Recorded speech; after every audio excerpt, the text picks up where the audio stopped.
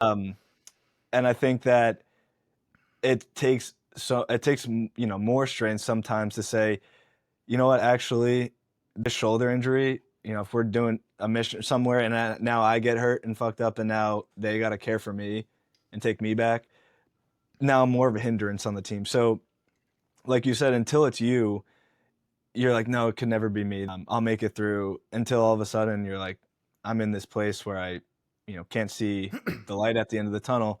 And then another thing is we all want to be the hero in our own story and be the provider, especially as men in the military, and then especially healthcare workers. So for me, one of the biggest problems was realizing, like you said, maybe I need help.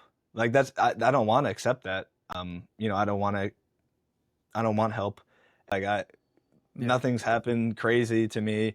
And he said, there's big trauma and little trauma. And like, of course, that big trauma you think about, you watching a traumatic event, getting, whatever happening, and especially with the military world, combat, first responders see traumatic Hmm. things. And then there's a little trauma, and that builds as time goes on.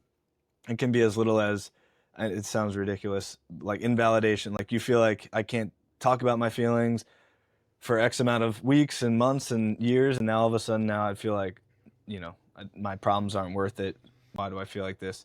The biggest thing that I try to preach is that, like you said, with a broken ankle or shoulder, like you ignore it, it just gets worse.